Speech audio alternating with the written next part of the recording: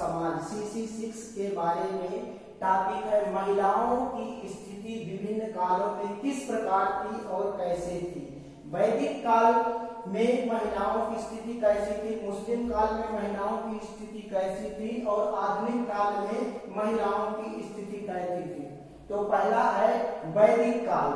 वैदिक काल का सन है 1500 से लेकर 1000 ईस्वी पूर्व तक और वैदिक काल को दो भागों में बांटा गया है, पूर्व वैदिक काल और उत्तर वैदिक काल। पूर्व वैदिक काल का समय है 1500 से लेकर 1000 ईस्वी पूर्व तक और उत्तर वैदिक काल है 1000 से लेकर 600 ईस्वी पूर्व तक। और फिर उत्तर वैदिक काल को दो भागों में बांटा गया है। पहला काल है जैन काल। जैन काल को 600 से लेकर 325 ईस्वी पूर्व तक माना गया है। फिर बौद्ध काल को 600 से 563 से लेकर के 483 ईस्वी पूर्व तक माना गया है।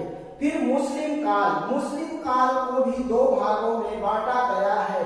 पहला है सल्तनत काल। सल्तनत काल 1206 से लेकर 1526 ईस्वी तक चला और फिर दूसरा है मुस्लिम काल। मुस्लिम काल 1526 ईस्वी से लेकर 1857 ईस्वी तक चला।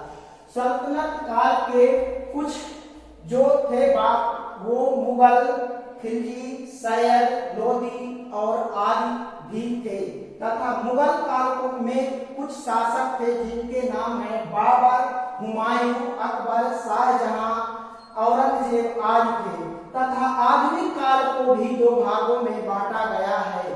पहला है ब्रिटिश काल। ब्रिटिश काल का समय है 1858 से लेकर 1947 तक और दूसरा है स्वतंत्रता के पश्चात का काल यानी 1947 से लेकर अब तक का। में महिलाओं की स्थिति बहुत अच्छी थी और मुस्लिम काल में महिलाओं की स्थिति धीरे धीरे दयनीय होती गई और आधुनिक काल में फिर से धीरे धीरे स्थिति में सुधार आया। वैदिक काल में महिलाओं के लिए जिस प्रकार से पुरुषों को शिक्षा दी जाती थी उसी प्रकार से महिलाओं को भी शिक्षा दी जाती थी। उनका भी संस्कार, मुंडन और सब चीज होता था और मुस्लिम काल में महिलाओं को शिक्षा देनी होती गई और वो शिक्षा की कोई सुविधा नहीं थी। शिक्षा सिर्फ उन्हीं लोगों को दी जाती थी जिनके घर में आकर जो धनी लोग होते थे वो पढ़ाया करते थे और उन्हीं को शिक्षा महिलाओं को दी जाती थी। पर आधुनिक काल में स्त्री और पुरुषों को समान शिक्षा दी जाती है और सभी को एक समान शिक्षा का अधिकार प्राप्त है। इस आधुनिक काल में ही सभी को स्वतंत्रता का, रहने का, खाने पीने का, उठने बैठने का आदि सभी प्रकार की उनकी स्वतंत्र है और वो जो पुरुष कार्य कर सकता है उसी कार्य को महिला भी उसी प्रकार से कर सकती है जिस प्रकार से पुरुष अपना सहयोग देता है। और पुरुष महिलाओं में कोई अंतर नहीं है, इसका हर जगह उल्लेख किया गया है। पुरुष के बराबर महिलाएं भी कंधे से कंधा मिलाकर वर्तमान में चल रही हैं और उन्हीं से महिलाओं से के द्वारा ही बच्चों का लालन पालन और पालन पोषण होता है। महिलाएं ही बच्चों का प्रथम शिक्षक और शिक्षिकाएं होती हैं। से बालकों का शिक्षा प्रथम माना जाता है। जो वो शिक्षा अध्ययन कराती है वो वर्तमान की शिक्षा उन्हीं के वातावरण से होती है। और पूर्व वैदिक काल में महिलाओं का मुंडन संस्कार के साथ उनका जीवन और अंत वही होता था। वो आजीवन स्त्री शिक्षा ग्रहण करती थी और अंत तक शादी विवाह भी नहीं करती थी और वह जीवन पर्यंत एक शिक्षक की भांति, शिक्षिका की भांति रहती थी और वह केवल शिक्षा ही ग्रहण करवाती थी।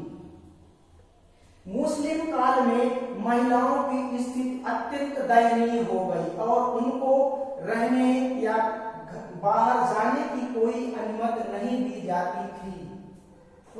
धीरे ब्रिटिश काल में सुधार हुआ और महिलाओं के लिए सब चीजों की व्यवस्था, विद्यालय, सह शिक्षा ग्रहण करने के लिए विद्यालय, अलग से भी महिलाओं के लिए शिक्षा महिला विद्यालय तथा डिग्री कॉलेज भी खोलना प्रारंभ कर दिया गया था। उस पर कुछ ब्रिटिश शासक द्वारा और कुछ भारतीय शासकों को मिला करके वो शासन करना और विद्यालय की अत्यधिक खुलवाने की व्यवस्था की और उस पर महिलाओं के लिए हॉस्टल की सुविधा तथा उनके रहने खाने की व्यवस्था भी स्कूल में करने की थी और स्कूल अत्यधिक से अत्यधिक जोड़ने के लिए हर गांव में शिक्षा का प्रचार प्रसार करने के लिए महिलाओं को आगे किया गया और महिलाओं के द्वारा ही उनका शिक्षा आगे बढ़ाई जाए और महिला अगर एक शिक्षित है तो सारे परिवार को शिक्षित कर सकती है और महिला के द्वारा ही पूरे परिवार का लालन पालन और पोषण